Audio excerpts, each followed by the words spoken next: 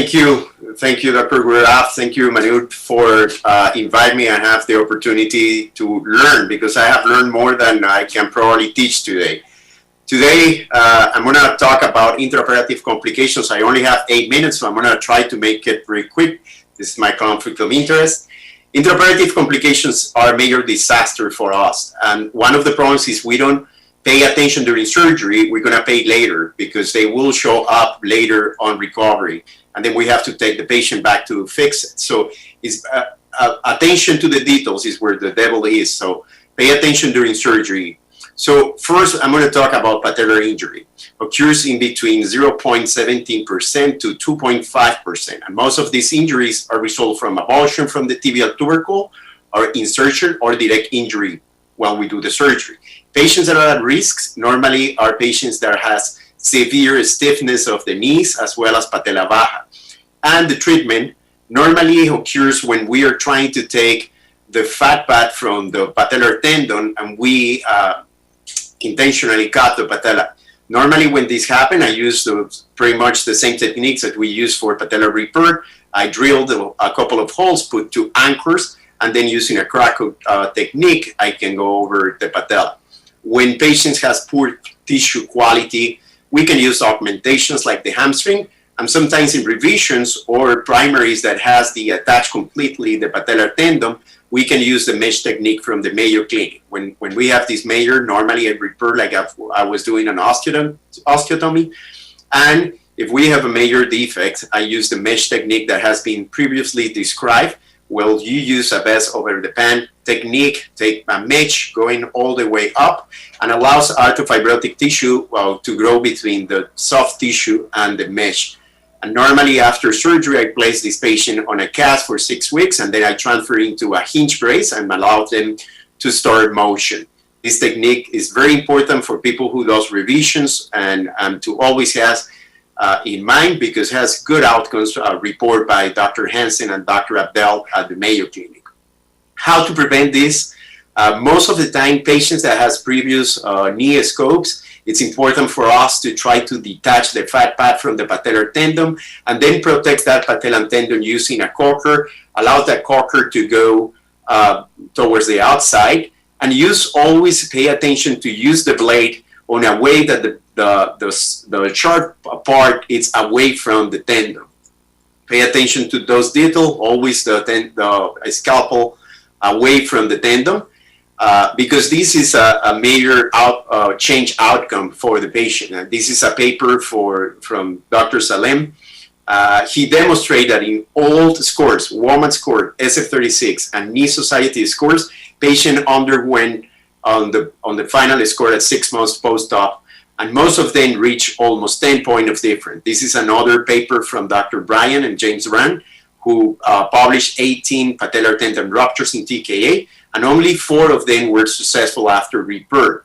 4 of them ended up with deep infection, and most of them ended up with a lack of extension. So I'm going now to the MCL.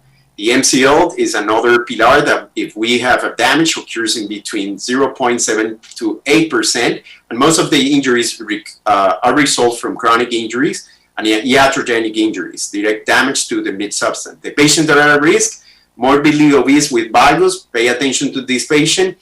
Sometimes we have grade 1, grade 2 during surgery, but when we cut through saw blades, we can have grade 3. And the loss of the MCL is important because it's one of the major stabilizers from the knee, and is the most common cause of short-term failure and return to the OR in early recovery. So normally when you have mid-substance avulsion or rupture, you can primary repair or you can use augments. There's 3 different ways you can do damage to the MCL. The mid-system is the most common, but you can also have avulsion. When it's at the mid-system, I normally use this technique, the Brent suture.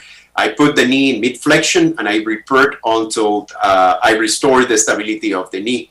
If it's an avulsion, I use anchors, and then I put my patients in knee brace for 6 weeks and allow full repair.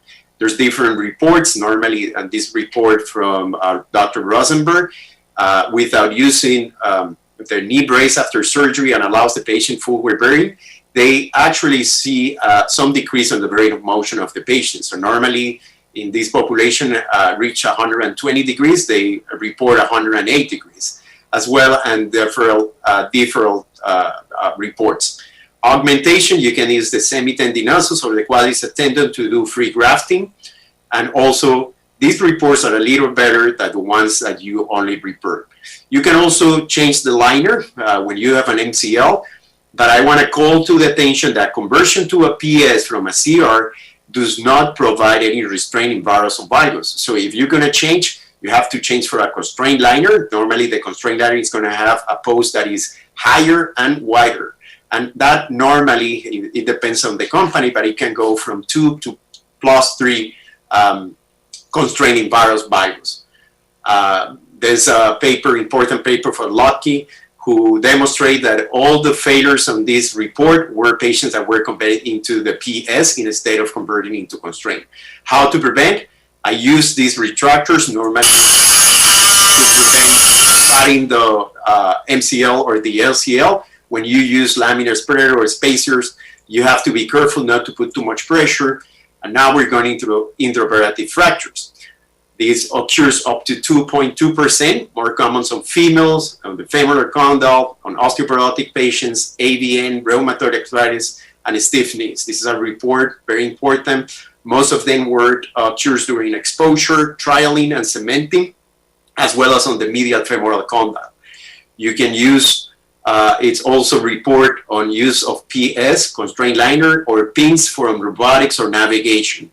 This is a paper from Lombardi, who shows and demonstrate how when you make the cut for the box, you can make it too tight, and then when you put the femoral condyle, you can put pressure and produce a condylar fracture, as well as when you have angular insertion of the femoral component. If you have a non-displaced intercondylar, no change. If you have a displace that goes to the cortices, normally I use partially thread cancellous. When you have femoral fracture, and you have a displaced unstable intercondylar, I use plates and I increase to a stem. And when you have highly comminuted fracture, you use distal femoral replacement. On tibial fractures, pretty much the same concept. If you have vertical cracks that are undisplaced, you can use compression screws. And when it's unstable, I change for the stem tibia. And if it goes metaphyseal, I goes into the plate. This report normally has high rate of radiographic healing in several reports with good outcomes. This is something to keep in mind now that we're doing more cementless knees. This can happen during some putting the final components because they're press fit. When this happens, normally I change into a stem and I put two cancellous screws and I turn the tibial component or the fracture component into a cement component. And finally, for vascular injury, occurs in between 0 to 0.23. This is one of the most dramatic damage that you can do on a knee because increase the mortality rate at 7% and amputation to 42%. The popliteal is the most common one with blunt trauma, and it's increased risk from patients that have soft tissue contracture and post-traumatic fibrosis. The time when you're doing the tibial cut, the posterior cut, and applications of the retractor on the posterior for dislocation, you have to be very careful.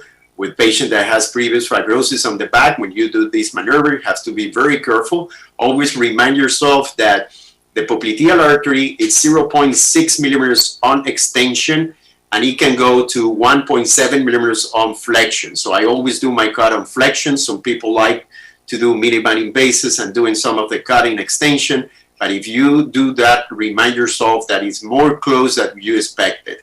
So when that happens, just call the vascular surgeon, ask anesthesia to give heparin immediately, put your finger and start praying that you have a vascular surgeon close to you because you're going to need it. For take-home message, intraoperative complications occurs to all of us. It has happened to me, and the guy who doesn't have an intraoperative complication is probably because he's not doing too much surgeries.